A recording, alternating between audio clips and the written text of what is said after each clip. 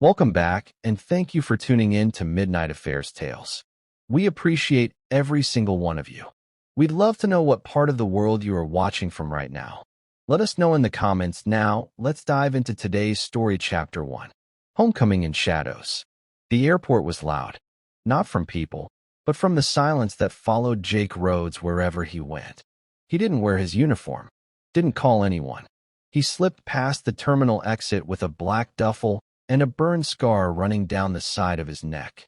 No welcome, no banner, just the cold of January biting through his hoodie as he stepped into a world that thought he was dead. He didn't take a cab home. He didn't go home at all. Instead, Jake stopped at a small strip mall outside his old town. Inside a barber shop, the bell jingled as he entered. The same barber, George, froze mid-shave when he saw him. Jesus Christ. Jake. George dropped the blade. They said you're supposed to be dead? Jake muttered, sitting down. Yeah, guess I missed the memo. George's face went pale. Melissa had a funeral. Whole town cried for you. That was 2 years ago. Jake said nothing, just stared into the mirror as clippings of another man's hair fell into the sink. Then George added something that didn't register at first. She's doing good now, though. Remarried last year. Travis, right? Your buddy? They bought that new place on Hillpine. It's got a pool. Jake's jaw clenched so hard his teeth squeaked. George went quiet, realizing. Jake stood slowly, not breaking eye contact with the mirror. Thanks for the trim. He walked out with the doorbell still ringing behind him, his heart thudding like a war drum. Had they buried him or replaced him? The grocery store was quiet. Not many people shopped in the mornings. Just older couples and tired cashiers. Jake needed one thing, dog food. He didn't have a dog, but he had a reason to walk past his old street unnoticed. The bag was heavy in his arms when he heard it. Hey, mister. A boy, maybe 7, waved at him from the snack aisle. Big grin, missing front tooth. Jake turned. You talking to me? Yeah.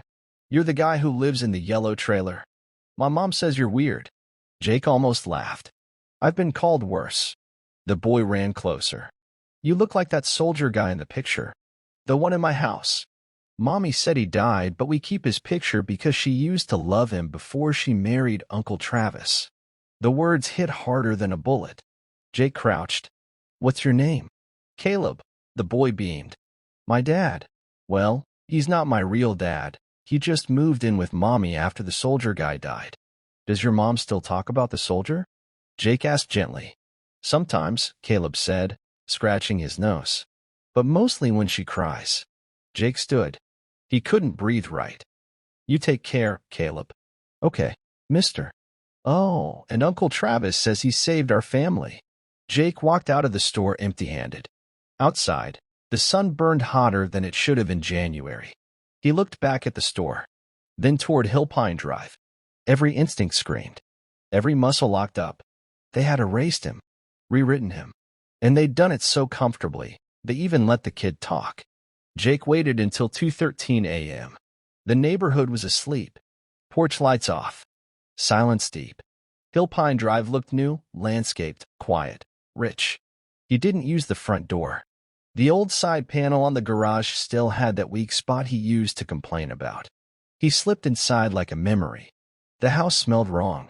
Citrus candles. New carpet. He crept past the living room, TV still glowing with some late-night true crime doc. Fitting. Upstairs, he stopped at the master bedroom. The door was open. Inside, Melissa. Sleeping. Peacefully. Her hair different. Her body draped in satin sheets that he never remembered buying. Beside her, Travis, Jake's old teammate. The man who once bled beside him in a sandstorm. Now shirtless in his bed, arm across his wife. Jake stared. There were photos on the wall. None with him. One showed Melissa, Travis, and Riley, his daughter, posing at a lake. Jake stepped back, chest pounding. He reached into his pocket, pulled out the tiny voice recorder Riley gave him before he deployed. Still worked. He pressed record. A whisper. This is Jake Rhodes. They think I'm dead. They replaced me. Then he turned. Quiet. Silent. As he passed Riley's room, he paused. Posters. Books. Her laugh, faint in his memory. He didn't enter. He left the way he came, never making a sound. Outside, in the cold night air, Jake Rhodes looked at the house where his life used to be, and whispered to himself, "They don't know I'm alive. Let's keep it that way for now." Jake didn't sleep. He couldn't. He parked in a forgotten motel off Highway 10, the kind with buzzing neon signs and no questions asked. In that dim room, he pulled out a burner laptop and logged into his old encrypted drive, something he'd set up before the mission, in case he didn't come back. First step, his death certificate. It was official, government sealed, signed off by a Dr. Henry Clive. Jake squinted. He didn't know that name. Next, he searched Melissa's finances. His credentials still worked, thanks to a shared bank account he'd once forgotten to delete. $2.1 million. Life insurance payout. Issued 3 weeks after his death. Jake blinked. Not only had she collected fast, but she'd moved most of the money into a private investment account 2 months later. The beneficiary? Travis. He leaned back, exhaled slow. Then he searched the funeral. Small town paper. Photos. Melissa wore black, tears in her eyes, but her body language was wrong. No weight on her shoulders. Travis stood just behind her, hand on her back. Jake zoomed in. Their fingers were laced together. She buried him and held hands with his best friend while doing it. The final gut punch? His daughter, Riley, had been left out of the life insurance claim. Everything went to Melissa. Jake closed the laptop. He wasn't mourning anymore. He was calculating. The house was massive. 2 stories. Pool. Solar panels. A backyard kitchen with marble counters. Jake watched from across the street, leaning against a rusted pickup. No one recognized him with the grown beard, cap low over his eyes, hoodie up. Through the wide windows, he saw laughter. Melissa, in a satin robe, wine glass in hand. Travis beside her, in a suit, toasting something. Riley, teenage now, passed through with headphones in, not part of the celebration. Her shoulders were tense. Her smile wasn't real. Jake zoomed in with his scope. Not a weapon, just a long-range camera lens hidden in a tool case. Click. Click. Snapshots. He watched Travis hand Melissa a new ring. Diamonds. Applause followed from 2 guests, political types. Jake recognized one. Councilman Gerard Holt. On Kane's payroll, according to the files he stole in Kabul. Everything was connected. They weren't just playing house. They were climbing ladders. Power, politics, contracts. Jake whispered to himself, "You didn't just replace me. You used me." He checked the side of the house. A custom garage with motion sensors. Travis's new truck out front, a gift from Kane Security International, now under investigation for embezzling military funds. This wasn't infidelity. It was organized betrayal. And they were dumb enough to celebrate it in front of open windows. Midnight. Rain. Jake stood at the edge of the driveway, soaked to the bone. The same driveway he used to shovel. The same walkway Riley took her first steps on. No one inside noticed. A party had just ended. Music still echoed faintly. Wine glasses clinked. He saw Travis leaning in to whisper something to Melissa. She laughed. Not a guilty laugh, an arrogant one. Jake didn't knock. He didn't break in. He placed something at the doorstep, a black envelope. Inside, a photo taken from his long-lens camera of the funeral. Their hands laced. A second image, Riley, unsmiling, walking out of the school she hated, alone. Written in red Sharpie, "You cashed in. I cashed out. Game on." Then he rang the bell once. They wouldn't see him, but they'd know. Jake backed away into the night. Inside, lights turned on. Travis appeared in the window. Eyes narrowed. Melissa joined him, mouth tight. She picked up the envelope, froze when she saw the handwriting. Travis's lips moved. "Is that from?" The curtains dropped. Jake didn't wait. He got into the truck and drove off, headlights off, tires quiet on the wet road. Let them feel it. Let the fear settle in. He was supposed to be gone. No? He was everywhere they looked. The cheap motel light flickered overhead as Jake connected the last wire to his makeshift workstation. Old parts, scavenged drives, and a decrypted tablet he salvaged from Afghanistan, now reassembled to do one thing: crack Travis's digital trail. He typed fast, working through a backdoor left in Travis's cloud account, a slip-up from years ago when Jake helped him set up his devices. Travis was careless with passwords. Some things never change. Folder after folder opened, labeled cleanly: home, work, private. Jake went straight for private. What he found first made his stomach twist, then harden. Dozens of images. Melissa and Travis, some recent, some older than his presumed death. Timestamped. Hotel rooms. Coded messages. Voice memos. One video stood out. Melissa's voice whispered in the darkness, "I still can't believe it worked. You know, they told me bodies were never found in those raids. He could have survived." Travis chuckled. "Then let's hope he didn't. Otherwise, this is going to be awkward." Jake leaned back in his chair, lips tight. He played another voice memo. Travis talking to someone else. "Yeah, King got the files cleared. Military wiped his status. Dead, gone off the books. And now we're sitting on $2 million and a government contract." Jake paused. This wasn't just betrayal. It was collusion. He copied every file, every message, every photo onto a secured external drive, then closed the laptop. Outside, a siren wailed faintly in the distance. Jake stood by the window, watching the rain start again. They had buried him in lies, built empires on his name. Now he had proof. And soon, so would everyone else. Jake stood outside the town's VFW bar, eyes hidden behind a pair of old aviators. His jacket was worn, stained, a slight limp in his walk. The people who glanced his way saw one thing: a broken vet. That's exactly what he wanted them to see.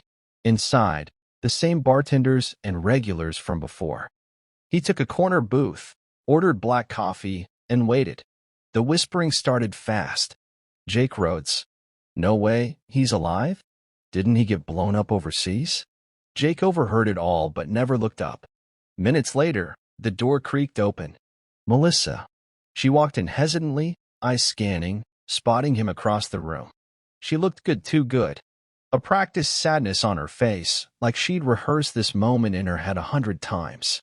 "Jake," she breathed, sitting opposite him. He didn't speak. I thought you were dead." His fingers wrapped slowly around the coffee mug. "So did I." She blinked, then leaned in. "Why didn't you call?" "Riley, you cashed the check," Jake said flatly. Her face froze. Guilt? Shock? It passed too quickly to tell. That money was Travis said it was real. They had proof Riley's name wasn't on it. Melissa looked down, fingers tightening around her purse. "You didn't hesitate," Jake said. "You took the money. You moved on. You didn't just mourn. You erased me." Her lips parted like she might cry. "It wasn't like that." Jake stood. "You'll say that again." In court. He left her at the booth, tears brimming but unshed. Outside, he lit a cigarette with a shaky hand. He had just played the first piece, and she hadn't even realized she was already in check. The knock came just past midnight. Jake reached for his sidearm before opening the motel door. Riley stood there, older, taller, her long hair tucked under a hoodie, face pale, but her eyes burned. "Hey, Dad." Jake froze, hands still on the doorframe. "Riley," she stepped inside without asking, looked around the dim room. "You're alive," she whispered. "I am." She turned to face him. "Why didn't you tell me?" He closed the door behind her. "Didn't know who I could trust." She nodded slowly. "Fair."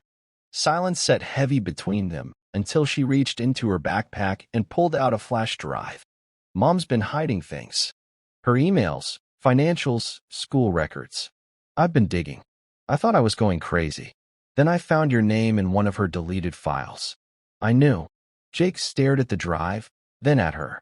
"You sure about this?" he asked. "I lost you once," Riley said. "Not again." Jake took the drive with a slow nod. "You're your mother's daughter." "I'm your daughter too," she snapped. He smiled faintly, for the first time in years. Together, they opened the laptop. As files loaded, maps, documents, signatures unfolded on screen. Jake's eyes scanned fast.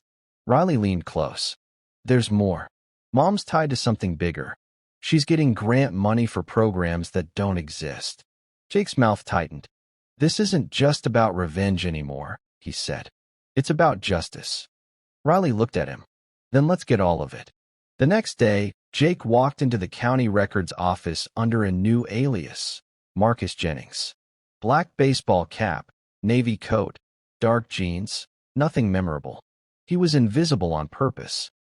Inside, he found what he came for, the official record of his own death. Rhodes, Jake T., he said to the clerk, who tapped on her keyboard like this was just another Tuesday. A beat. Then, yep, declared Kia. Afghanistan. 2 years ago. Jake leaned on the counter. Who signed the report? She tilted her screen slightly. Dr. Henry Clive. Works with the city medical examiner. But this was unusual. Military file came in sealed. No body returned. Quick processing. Jake's jaw twitched. Quick enough for the payout? She blinked. Excuse me. He forced a smile. Never mind. Jake walked out with copies of every document tied to his own fake death. As he stepped outside, Riley sat waiting in the truck, scanning files on her tablet. Guess who Melissa met with after your funeral, she said. Harlan Kane's regional director.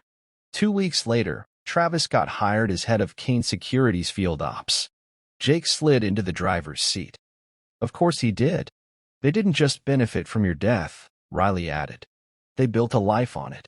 Jake looked out at the road ahead. Then it's time to unbuild it. They drove to an old storage unit Jake had kept under a false name. Inside were hard drives, gear, even a burner press ID. Everything he never thought he'd need again. He dusted off a black case with worn gold letters. Force Echo, Operation Icefall.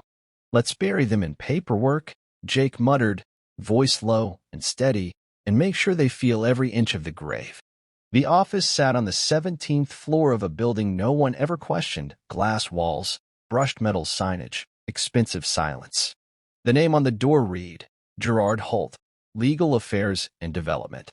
Jake entered with confidence, wearing a pressed jacket and carrying a leather folder. His posture clean, his eyes unreadable. Do you have an appointment? The secretary asked, eyeing his boots. Jake smiled. No, but Gerard will want to see me. Tell him the dead man walked in. She hesitated, picked up the phone. Moments later, Jake was ushered into a polished corner office with a view of the city skyline. Gerard Holt, all graying temples and $5,000 suits, stood by the window sipping mineral water. I was told this was a joke, Gerard said calmly, turning around. Clearly it's not. Jake dropped the folder on his desk. Military death certs. Bank transfers. Property ownership transfers. School grant approvals. You signed off on 3 of them. Gerard's face didn't change, but his fingers tapped once against the glass. You realize if I called security right now, you'd vanish again. Try it, Jake said. But once this hits the press, your firm won't survive. I have emails from Kane's company using your office as a laundering channel. Half the people you shook hands with are going to burn. Gerard exhaled through his nose. Calm, but now visibly calculating. What do you want? Jake leaned forward. Nothing yet. This is a warning. You have 1 week to cut ties with Kane. Freeze every asset tied to Melissa Rhodes and Travis Bledsoe. Or I take you down with them. Gerard studied him for a long moment, then nodded once. Understood. Jake turned and left without another word. Outside, Riley waited in the truck. Well, she asked. Jake stared at the skyline. He knows who I am now. Melissa's charity gala was dripping with wealth. Polished floors, champagne fountains, and the kind of forced laughter that always came with clean crime. Jake watched from the back of the ballroom, dressed in formal wear he borrowed from Dex's old closet. His beard was trimmed now, his eyes hidden behind thin, tinted lenses. He was invisible again, but now he was in control. On stage, Melissa stood beside Travis, radiant in red. Cameras flashed as she accepted a check from Councilman Holt, playing the role of grieving widow turned community hero. Jake's lip curled slightly. Everything you're looking at, Riley whispered beside him, was bought with your name. He didn't answer. He just slipped something into a waiter's tray. 2 black envelopes. One went under Travis's wine glass.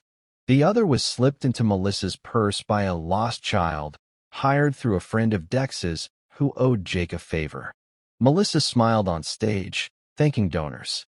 Travis raised his glass, smug. Jake moved to the exit before either of them opened their envelopes. Inside each was a flash drive, footage, voice clips, bank records, and a single line typed across the screen, "Smile for the cameras. They're watching your fall." As he stepped into the night air, the soft music from inside faded behind him. "They won't sleep tonight," Riley said, falling into step beside him. "They weren't supposed to," Jake replied. "That was dinner with the devil." She raised an eyebrow. "What's next?" He turned toward the car, voice like steel. "No? We starve them. Wait. Before we go any further, we just hit 3,500 subscribers, and it's all thanks to you. If you love these stories, don't just watch. Subscribe and be part of the fam. Plus, because of your amazing support, I've launched a second channel full of intense revenge, cheating wife, and betrayal stories you'll love. Links in the description and pinned comment. Go check it out and subscribe now. Now tell me, where are you watching from? Drop it in the comments below. All right, let's continue the story. It was a Tuesday afternoon when Jake made his move. He parked the rusted truck in front of the county courthouse, stepped out slow, limping with his cane. His hair looked unwashed, face gaunt. Riley followed a block behind, filming discreetly. Jake waited until the lobby was full: lawyers, city workers, news interns, security. Then he collapsed. Hard. People gasped as he hit the marble floor, knocking over a "Welcome to Kane County" sign. His voice slurred as he shouted, "He left me there. In the dirt. Took my life, my wife, my daughter." Security rushed in. Some recognized the name. Whispers filled the space. Jake let his eyes roll back, let the broken soldier illusion play out to perfection. Paramedics arrived. Cameras followed. Someone live-streamed it. From a distance, Travis watched it all, jaw tight, eyes squinting like he'd seen a ghost crawl out of a coffin. Melissa? She stayed frozen in her office. Her secretary texted her the clip. "Jake's not dead," it read. "And he's back." That night, Jake sat in the back of Riley's SUV, ice packed to his ribs, sipping orange Gatorade. "You sure you're not actually hurt?" she asked. Jake smirked. "Just bruised ego. But worth it," she said, showing him the trending hashtag. Hashtag Jake Rhodes returns. Hashtag military hero forgotten. "You just became real again," Riley whispered. Jake looked out at the city lights. Let them panic. This was the scream before the silence. 2 nights later, Jake tracked down the man who erased his trail. Marcus Dade. Ex-military. Now working private contracts for Kane Security. Jake found him at a dive bar outside town, drinking bourbon like it owed him rent. Dade didn't see him coming. Jake sat beside him. "You wiped my records." Dade didn't look. "I wipe a lot of ghosts." "You made me legally dead." Dade froze, hand tightening around his glass. "That op was sealed. Buried. You weren't supposed to come back." Jake leaned in. "But I did. And now I want names." Dade looked around. The bar was quiet. No one listening. Melissa signed the authorization. She and Kane's office sent the orders. They even paid the Afghan fixer to delay search parties after the explosion. Jake's stomach knotted, but he kept his face cold. And the funeral? Fast-tracked by Clive. Medical examiner was paid through an offshore account. I only handled the back end. Wiped you from internal systems, Social Security, DMV, VA, everything. Jake slid a folded paper across the bar. "Here's the difference between us. I'm coming back from the dead to make this right. You're still alive, but if you don't testify, I'll make sure you envy the grave." Dade's eyes dropped to the paper. Inside, a list of crimes and his own name tied to them. Copies sent to 2 reporters and a military justice advocate. "You got 2 days, Jake said, then walked out, leaving Dade in a sweat. Outside, Riley waited in the truck. "Well?" she asked. Jake stared ahead. He talked. They all do eventually. Riley wasn't just helping. She was becoming the key. That morning, dressed like any other high school senior, jeans, hoodie, earbuds, she entered the school board's admin wing with forged clearance she made using files from Melissa's home computer. Inside, she slipped into the main data room while the clerk was on a break. Flash drive in. System accessed. Lines of funding, fake student IDs, invoices for equipment that didn't exist. Melissa was funneling grant money through dead schools, then laundering it through shell charities. All signed. All dated. Outside, Jake stayed posted in the parking lot, listening through a mic in Riley's sleeve. "You getting it all?" he asked. "Every penny," Riley whispered. "Mom's stealing from disabled kid programs." "Nice, right?" Jake didn't respond. "You okay?" she asked after a beat. "I keep thinking she was different once," he said quietly. "Before Kane. Before Travis." Riley paused. "She was always like this. You just couldn't see it from over there." Minutes later, she walked out with a backpack full of secrets. They drove in silence. Then Jake asked, "What if we don't just take them down?" Riley glanced at him. "What then?" Jake's eyes were dark, focused. "What if we burn everything they've touched?" Riley smiled. "Now you're thinking like a Rhodes." The whiteboard in Jake's motel room was full. Names. Lines. Red string between faces and transactions. The center? Kane's corporate logo, circled twice, with one word written above it. Bloodline. Riley stepped back, chewing the cap of a marker. "Feels like we're missing something." Jake paced slowly. "Because we are." Every move they'd made so far hit Melissa and Travis. But Kane? He didn't even flinch.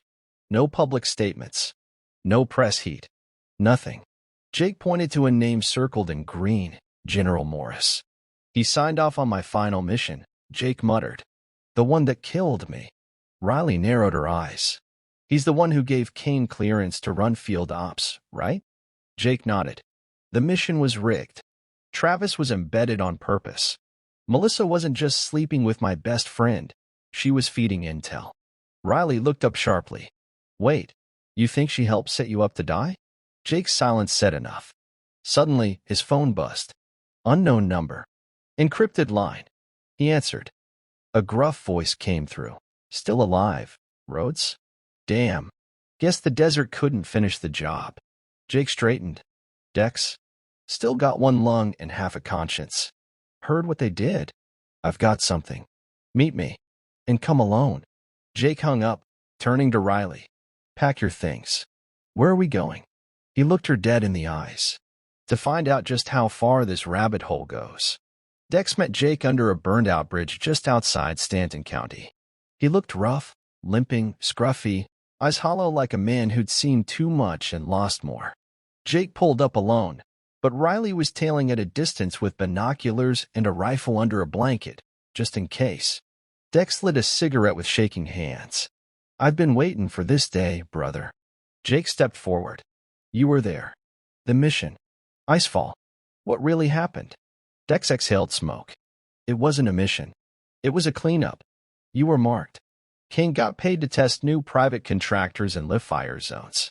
Your unit was the field test. Melissa knew. Travis fed info. Morris signed off." Jake clenched his fists. "They sent me to die, to sell a contract?" Dex nodded. "And when you didn't die, they made you legally dead. Cheaper that way." Jake stared at the dirt beneath his boots. "Why come forward now?" "Because I couldn't sleep. And because Kane's people tried to silence me 2 weeks ago. Burned my shop. Missed me by inches." Jake handed him a burner phone. "Everything you just said? Say it again." "Into this." Dex hesitated, then hit record. Jake watched the red light blink, burning like a fuse. Later that night, Jake sent a private message to Gerard Holt. "Still think you're safe? There's a witness now. And if I fall, his story drops." Gerard replied with one line, "Name your price." Jake smiled coldly. "I'm not selling the truth," he whispered. "I'm unleashing it." Jake didn't sleep that night. Neither did Riley. In the quiet, she spread out a collection of papers Dex had handed off: military contracts, flight logs, and one document that stopped her cold. "Dad," she whispered. "Look at this." Jake stepped over, still tying his boots. It was a memo from Kane Security, dated 3 weeks before his final mission. Subject: Target Package, Rhodes, Jake T. It listed his skill set, potential liabilities, and one haunting sentence.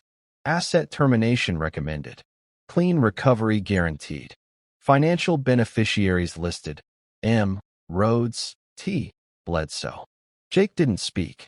He stared at the page like it was bleeding. "They put a price on your life?" Riley said. "No," Jake muttered. "They put a price on my silence." Outside, a car pulled up to the motel. "Dex." He stepped out, holding a case. "Time to play offense," he said. "Got your old Echo gear back. Not legal, not clean, but effective." Jake opened the case. Inside, encrypted drives, a drone camera, old military tags, and a letter with Kane's signature. "I know his weakness now," Dex said. "He's building a private base on U.S. soil, hidden in plain sight, disguised as a training ground for youth veterans. Total fraud. We get proof? He burns." Jake looked at Riley. She nodded. "Let's torch it." And for the first time since returning from the dead, Jake smiled. The abandoned print shop smelled like ink and burnt wiring. Jake stood at the center of the floor, surrounded by maps, photographs, and heat sensor drone feeds. Riley tapped away at a laptop, uploading Dex's files to a hidden server on the dark web. "This is the blueprint," she said. "Kane's entire field op structure. He's masking surveillance centers as vocational training schools." Jake leaned over a satellite photo. "This one here," he pointed, "in Redford County. Melissa just signed off on a school board grant for it." Riley blinked. "So she's helping fund his operations?" Jake's eyes didn't move. "And she thinks she's clean. Because she didn't build the system, she just signed the checks." Riley smiled. "She's not clean. She's the pin." Dex stepped in from the hallway. "Drones online. You ready to go loud?" Jake nodded. "Time for a controlled leak." They uploaded the first test video, just a taste. A 5-minute clip featuring Dex's testimony, internal Kane emails, and forged school reports. Within hours, #Kane files started trending. Investigative journalists picked it up. Government watchdogs began sniffing. In Kane's HQ, panic erupted. Travis got a call during a breakfast meeting with Melissa. His hand shook holding the phone. "You need to come in," the voice said. "Now." Melissa frowned. "What is it?" Travis looked pale. "I think someone opened the casket." Gerard Holt didn't show up to work. Instead, he was seen at a federal courthouse, walking briskly, briefcase clutched tightly. By noon, internal documents leaked to the press showed $4.2 million in misallocated education funds, all funneled through nonprofits Melissa personally endorsed. The media called it an embezzlement web, but Jake knew it was a battlefield. In the motel, Jake and Riley watched news anchors stumble over phrases like possible veteran betrayal, Kane under federal review, and misused military clearance. "This is just the spark," Riley said. Jake nodded. "And we're holding the gasoline." That night, as the fallout spread, Melissa held a press conference. Her voice trembled, not with guilt, but nerves. "I had no knowledge of the misuse of those funds," she said. "This is political sabotage, nothing more." She didn't know the worst was still to come. The next morning, Jake received an email from an encrypted sender. The subject line read, "She knew. We both did." Attached, a video file. Jake clicked it. The screen lit up with night vision footage, his final mission. Chopper lights overhead. Gunfire. Screams. And in the corner of the screen, 2 figures. Melissa's voice, distorted through a comm channel. "Is he down yet? Make sure he doesn't get up this time." Jake froze. Riley stared, mouth open. The timestamp was dated 48 hours before the official report of his death. Jake's knuckles went white. She hadn't just moved on. She had ordered him dead. The silence in the motel was deafening. Riley stood frozen, staring at the paused video on screen. Melissa's voice echoed in the room like poison. Jake didn't speak for a long time. When he finally did, It wasn't loud. She gave the call. Riley sat slowly, still watching the screen. She knew. All this time. Jake ran a hand through his hair, then dropped into the chair across from her. I thought I was just an inconvenience. A memory she didn't want. But this. He gestured at the screen. This was premeditated. She wanted you gone, Riley whispered. So they could have everything. Jake nodded slowly. The insurance. The house. The contracts. All of it. I was the sacrifice. Riley swallowed hard. What do we do now? Jake's eyes locked onto hers, clearer than they had been in days. We shift the game. He pulled out a thick manila folder and opened it. Inside, court contacts, journalist leads, encrypted IDs, and a full timeline he'd built since his return. We take it public. Every shred. Every name. No more slow burns. Riley hesitated. If we drop this, they'll come for us hard. Jake zipped the folder shut. They already tried. Now it's our turn. Just then, Jake's phone buzzed. It was Dex. They know, his voice came through. Kane's people are watching everything. One of my sources got picked up. No arrests, just disappeared. Jake's jaw tightened. Get off the grid. I'll finish this. He hung up. Riley looked at him. This ends with them burning, doesn't it? Jake stood, pulled on his jacket. No. This ends with the world watching them burn. The small church at the edge of town was quiet. Early morning mist clung to the stained glass windows as Jake parked across the street in an unmarked van. Riley sat beside him, watching the entrance. You sure about this guy? She asked. Jake nodded once. He buried me. Pastor Glenn Markham had known Jake since boot camp. A family friend. Trusted. Or so Jake thought. Inside the chapel, the pews creaked as Jake stepped through the doors. Glenn stood at the altar, adjusting candles. His eyes widened when he saw him. Jake, he breathed. I heard rumors, but Jake walked straight to the front. You signed my funeral papers, Glenn. Told Riley I was at peace. You even gave a eulogy. I didn't know the truth, Glenn said, voice trembling. They told me it was confidential. Travis and Melissa, they came with sealed documents. Said you were gone. Jake pulled a flash drive from his coat and tossed it on the altar. That's your voice on a call with Gerard Holt 2 days after my death. You said, and I quote, we'll keep it clean. God forgives necessary lies. Glenn paled. Jake stepped closer. I trusted you with my daughter. You took that and helped them cash in. Glenn lowered his head. They threatened the church, Jake. Said they'd ruin us. You should have had faith in the right man, Jake said coldly. He turned to leave. Behind him, Glenn's voice cracked. What are you going to do? Jake paused at the door. I'm not God, he said. I don't forgive. Melissa slammed her palm against the ATM for the 3rd time. Transaction declined. Travis stepped out of the car behind her, phone pressed to his ear. The offshore accounts too? What do you mean everything is frozen? Melissa's eyes darted around.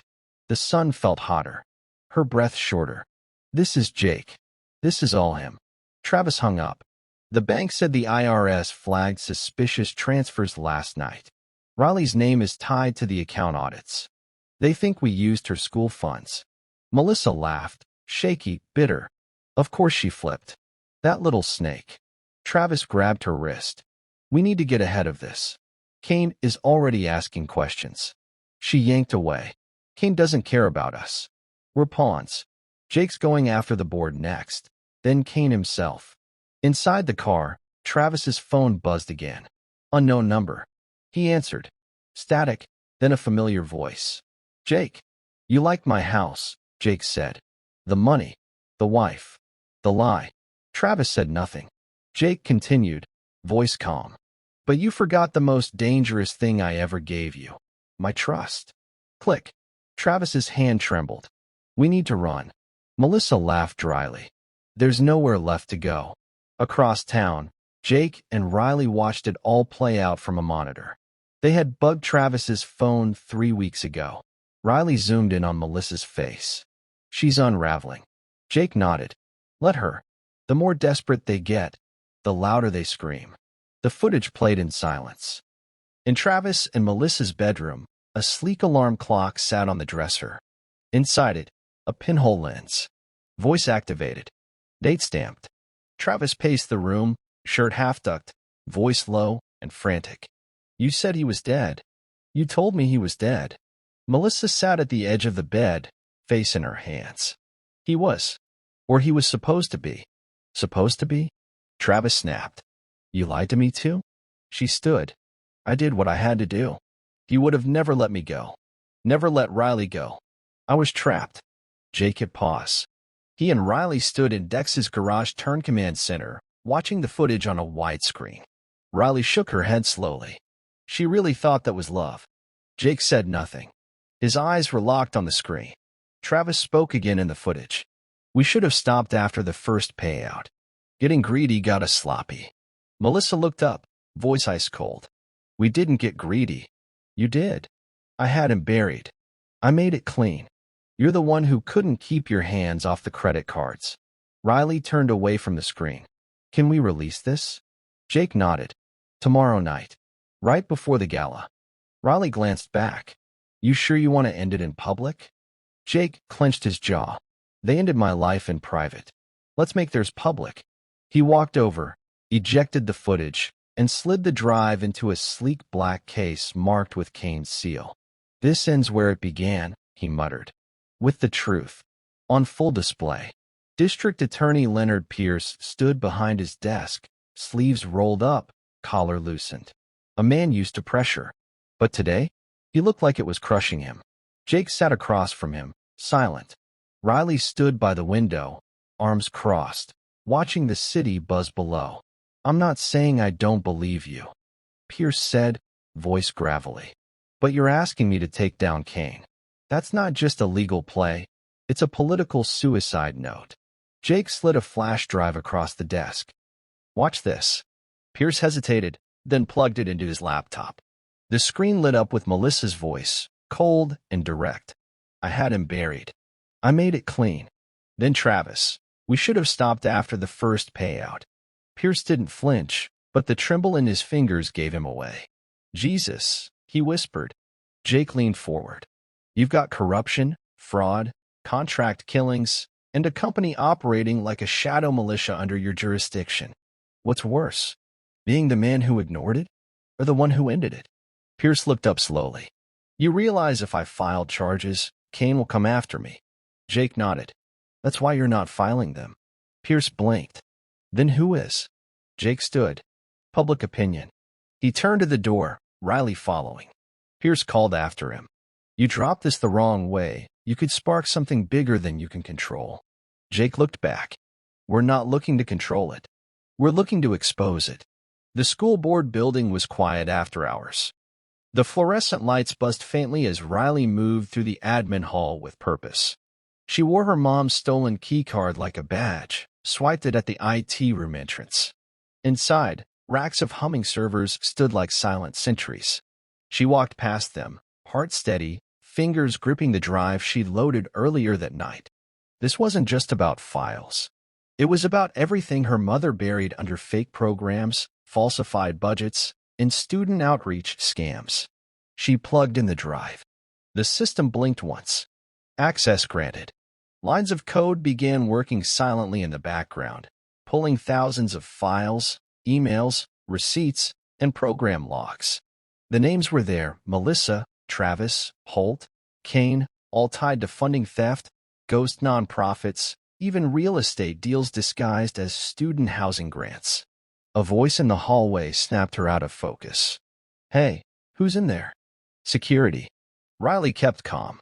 She clicked upload and ejected the drive. Seconds later, the door opened. A guard stepped in, hand resting near his holster. This area's off limits. Riley smiled. Sorry. Tech support. Board member request. The guard hesitated. Got ID. She held up a lanyard with Melissa's credentials. Vice President's daughter. Want me to call her? He held her gaze, then waved her off. Just be quick. As he walked out, Riley exhaled slow. The drive had done its job. Bank trails. We leave the country, he snapped. Now. We go dark, we vanish. Melissa sipped her wine. Calm as ever. Jake's not gonna let us vanish. You know that, right? Travis glared. Why aren't you panicking? She stepped into the room. Because I always have a backup plan. He froze. You mean me? I was your backup plan. She didn't deny it. Travis's jaw clenched. How long were you planning to bury me too? Melissa smiled faintly. Depends. How loyal are you? Before he could answer, his phone buzzed. A text message. No name. Just a video. He opened it. Surveillance footage. Him and Melissa. Bedroom. Audio clear as day. Travis's face went white. They leaked it. Melissa grabbed her coat. He turned to her, frantic. Where are you going? She stopped at the door. Someplace where nobody knows my name. And what about me? She gave him one last look, cold, detached. You were never part of the endgame. Then she walked out, heels clicking softly down the hall. Travis stood there, duffel in hand, sweating in silence. Outside, the sirens were already coming. I truly hope you've hit that subscribe button by now. Your support means everything to me. I'd love to know where in the world you're tuning in from, so don't forget to drop a comment below. Your feedback keeps me going, and your positivity lights up this space. Let's keep this beautiful connection growing. The press van showed up first, then the protesters, teachers, parents, students holding cardboard signs with phrases like, "Where's the money, Melissa?" and "Corruption isn't education." Jake stood at the edge of the school district HQ roof, watching it unfold. Riley beside him, earpiece in, controlling the broadcast from her tablet. Inside, Melissa paced the conference hall, heels clicking hard against tile as she shouted into her phone. They ambushed me with this story. Live. She snapped. You said they wouldn't go public. Travis wasn't on the other end. He was already gone. Gerard Holt, pale and sweating, stepped into the room. They dumped everything. All of it. Internal audits, offshore links, even board meeting audio. We're done. Melissa's expression collapsed for the first time. Jake adjusted the zoom on his camera lens. There it is, he murmured. That's the look of someone realizing the truth caught up. Riley tapped the tablet. We're not done yet. Streams going global in 2 minutes. Down below, news anchors shouted over each other as the DA's office arrived with sealed warrants. Melissa stormed outside, flanked by 2 bodyguards. She stepped in front of a dozen cameras and forced a smile. These accusations are false, fabricated by a bitter man who can't move on from the past. Jake picked up a mic from the kit beside him. He flipped a switch. His voice echoed through the square, crisp and unmistakable. Then why did you order me dead? Every camera turned. Every voice dropped. Melissa's face went pale as the rooftop cameras went live, broadcasting her own recorded voice across national networks. The lie was gone. The truth had arrived. The sun set blood red that evening. Melissa sat alone in her home office, the once spotless desk now cluttered with legal warnings, news clippings, and cease and desist letters that were too late. Outside, protesters still marched. Helicopters circled overhead. Her phone buzzed again. Another missed call from Kane's legal rep. She didn't answer. She stared at the black envelope Jake had left weeks ago. The handwriting still haunted her. You cashed in. I cashed out. Game on. She poured another glass of wine. Her hand trembled slightly now. The silence in the room grew louder with each tick of the clock. Suddenly, crash. The back window shattered. Melissa screamed, spinning around, but saw only a small object on the floor, a speaker. Then Jake's voice echoed into the room. You were so careful, Melissa. So calculating. But you forgot something important. She backed toward the door, heart pounding. You forgot I was trained for war, and you made it personal. Another window shattered. She dropped to the floor, covering her head. But no one entered. The speaker clicked off. Just silence. She stood, shaking, and looked out the window. Across the street, Jake sat in a parked truck, staring right at her. He didn't move, just watched. Then he drove away. Melissa dropped into her chair, sobbing for the first time in years. She knew it now. He wasn't coming for her money. He was coming for her name. The hotel ballroom gleamed with marble floors and golden chandeliers. A string quartet played softly as champagne flowed and photographers circled like sharks. The annual Community Pillars Gala had never been bigger. Melissa stood center stage in a designer gown, mask firmly in place, the smile of a woman who refused to break. She was scheduled to accept the Woman of the Year award. Jake slipped into the room through a side entrance. Tuxedo tailored, clean shave, calm. No one recognized him until they did. Whispers spread like wildfire. Is that? No, can't be. Jake Rhodes. The host stepped on stage. Tonight, we honor a woman of resilience, strength, community values. The projector behind him flickered, then cut out. A new feed loaded, a split screen of audio and footage. Melissa's voice filled the room. I had him buried. I made it clean. Travis's voice followed. We should have stopped after the first payout. Gasps. Screams. Phones raised to record. Melissa dropped her award. Reporters surged. Security froze. Some clapped. Others just stared. Jake stepped forward, mic in hand. He locked eyes with Melissa. I was gone for 2 years, but I watched everything. Every lie. Every dollar. Every betrayal. Silence. Then applause, slow at first, then rising. Melissa stepped back, speechless, frozen. The DA's agents moved in. Jake handed the mic to Riley, who walked on a stage beside him, calm and strong. This isn't just about what they did to my dad, she said. It's about everyone they stepped on to build their kingdom. The crowd roared. Melissa's world didn't just fall that night. It shattered. Melissa didn't speak as they cuffed her. 2 federal agents flanked her at the stage's edge, while camera flashes burned her image into headlines that would roll out within the hour. Her hands shook slightly, but her eyes, still defiant. Jake watched it all from the back of the ballroom, arms folded, expression unreadable. Riley stood beside him, phone recording everything, steady as stone. As Melissa was led through the crowd, she spotted them. Her eyes met Jake's for the first time that night. I loved you once, she said under her breath, venom-coated. Jake's reply was quiet, but sharp. No, you loved what I gave you. She was pulled away before she could answer. The crowd parted. Some clapped. Some whispered. Everyone watched. Jake didn't stay for the end. Outside, Dex waited with a running car. Rain tapped the windshield. Jake slid in without a word. She crack. Dex asked. She will, Jake said. Once she realizes he ran. Across town, Travis was already gone.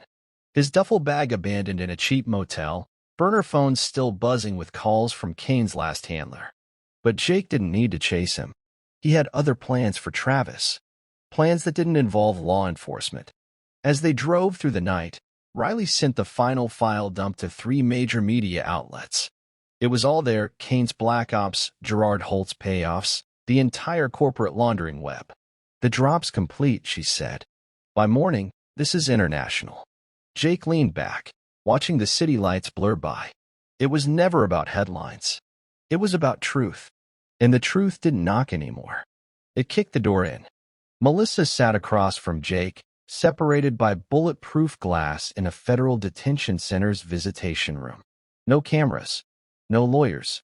Just them. She looked smaller now. Pale. No makeup. Prison orange. Jake picked up the phone on his side. Melissa hesitated, then mirrored him. I want to talk to Riley, she said. Jake raised an eyebrow. Why? She's still my daughter.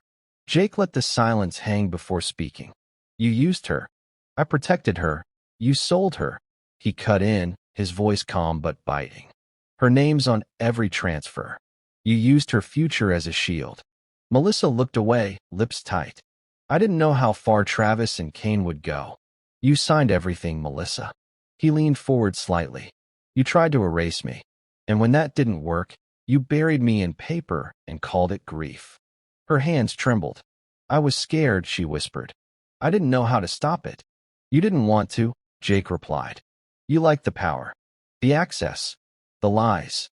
Melissa's voice cracked. You have no idea what it's like to be alone. I do, Jake said quietly. But I didn't trade my soul to fix it. She looked up at him then, eyes hollow. You're here to gloat? Jake shook his head. No, I'm here because I need you to know something. She didn't speak. He held her gaze. This isn't revenge. This is what's left of justice, when love is gone. He stood, placing the phone down slowly. Melissa pressed her hand against the glass. Jake didn't return the gesture. He walked out without looking back. Travis never made it out of the state. Jake's tip, anonymously sent to the FBI, placed him at a small private airfield near the state line. No boarding pass. No passport. Just cash and silence. The agents didn't need to chase him. They walked right into the hangar, guns raised. Travis raised both hands, but the defiance was gone. The bravado was gone. His face sagged under the weight of what he already knew. He was on camera. A local reporter had arrived moments earlier, tipped off by Riley's quiet press contact. The footage rolled live on national news. Travis Bledsoe, former military contractor, wanted in connection to multiple federal investigations, was taken into custody this morning without incident. Jake watched the footage from the living room of a friend's safe house, coffee in hand, rain tapping the windows outside. He didn't smile, just nodded. Riley stepped into the room, phone lit up. FBI confirmed. He's naming names. Jake didn't flinch. Kane. Not yet, but soon. Dex, reading a paper at the counter, glanced up. You think Kane will run? Jake shook his head. No. He's a king. Kings don't run. They think they're untouchable. And what happens when they realize they're not? Riley asked. Jake stared out the window. They fall harder. 3 weeks passed. The world didn't stop, but it watched. Kane's company began hemorrhaging contracts. 2 execs resigned. Gerard Holt was disbarred. A Senate committee launched a formal inquiry. Melissa sat awaiting trial. Travis was in isolation. Kane? Still untouched, but his silence was beginning to rot in public. Jake, meanwhile, kept quiet. No interviews. No headlines. Instead, he walked with Riley through the local park, leaves falling around them like confetti. I saw a comment online, she said, sipping her hot chocolate. Someone called you a ghost who came back to punish the living. Jake smirked. That's supposed to scare me? No, she said, smiling. It's supposed to remind you that you didn't die out there. Jake looked ahead, the trees swaying in a cold breeze. I did, he said quietly. But I came back anyway. Riley looped her arm through his. You're not the same, but you're still my dad. The one who refused to stay dead. They walked in silence for a beat. Then Jake added, that's the only part of me they couldn't kill. The courthouse steps were flooded with cameras. News vans lined both sides of the street, their antennas high, their anchors swarming for quotes. Melissa was escorted out of the building in cuffs, flanked by U.S. Marshals. Her trial date had been set. Wire fraud, embezzlement, conspiracy, attempted asset laundering. Riley watched from a distance, arms crossed, hoodie up. The noise didn't faze her anymore. Inside the courtroom, Jake had sat in the back, never once making a scene, never once speaking to reporters. But his presence? Loud enough to echo. Dex stood beside him outside the building, lighting a cigarette. Well, he said, exhaling smoke, she's done. Jake nodded once. Now it's Kane. The next morning, Kane's face finally made headlines. Defense contractor under investigation for global black ops dealings, one headline read. Another? Veteran's death was a lie and a setup. The documents Jake leaked had finally crossed borders. Interpol opened a file. 2 members of the Senate Intelligence Committee requested classified briefings. Kane hadn't spoken publicly, but the pressure was mounting. Jake knew what came next. Men like Kane didn't panic first. They tightened their circles, paid for silence, waited for storms to pass. But this time, the storm wasn't passing. It was building. Jake sat across from a quiet clerk at the county office. A single sheet of paper sat between them. Legal name change request. He stared at the form for a long time before picking up the pen. Mr. Rhodes, the clerk said gently, are you sure you want to? Yes, Jake said firmly, signing the form. The name at the top, Jake Rhodes. The name at the bottom, Jackson Cole. It wasn't about running or hiding. He wasn't escaping what had happened. He was ending it. Riley waited outside, leaning against the truck with 2 coffees in hand. "You do it?" she asked. Jake took the cup and nodded. "You feel different?" He took a sip. "I feel like I buried the man they tried to kill." She smiled softly. "Good. That means he can't be killed again." They drove for hours after that. No destination, just air and open road. They passed fields Jake once trained in, a town where Dex had been stationed, even a memorial wall where Jake's name was still etched in black granite. He paused there, ran his fingers over the letters, then walked away without looking back. "Let them leave it," he said to Riley. "That name died a long time ago. This one, lives." Melissa's trial began quietly. No opening spectacle, no courtroom theatrics. But what made it unforgettable was the silence. Every time a damning document was displayed, every time a wire transfer came up, every time Riley's voice played over speaker, reading statements of stolen programs and fake schools, Melissa never argued. She didn't cry. She simply sat there. At one point, her lawyer tried to object during Riley's recorded testimony. The judge shut it down. "This court will hear the victim's voice." Jake watched it all from the gallery. He didn't blink, didn't move. He just let the moment unfold, not as a man seeking revenge, but as a witness to justice. Travis's testimony came next, streamed in from a secured facility. He sold everyone out. Kane, Holt, even Glenn, the pastor. Jake almost felt sorry for him. Almost. Outside, protesters stood with signs that read, "Honor the dead who came back." Accountability has no expiration date. By the end of the week, Melissa was denied bail. Jake stood on the courthouse steps, staring at the sky. "You did it," Riley said behind him. Jake shook his head. "No, we did it." She stepped beside him. "What now?" He exhaled slowly. "Now we rebuild." The cabin sat just beyond the tree line. No neighbors, no traffic, just quiet air, shifting pine, and the sound of birds returning after a long winter. Jake stood on the porch, tool belt around his waist, measuring the length of the new railing. Riley knelt nearby, digging out a plot for a vegetable bed. Her hoodie was covered in dirt, hair tied back, face relaxed for once. "You gonna build the whole place by hand?" she teased. Jake nodded, smirking. "That's the plan." The cabin wasn't just a house.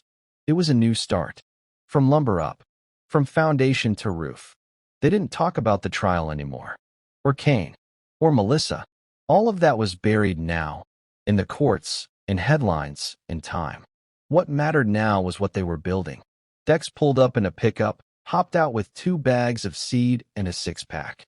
"You know, for a ghost," he said, "you're doing a hell of a job being alive." Jake clapped him on the back. "You sticking around?" Dex grinned. "For a while. Can't let you screw up the framing." They worked in peace that day. No noise. No cameras.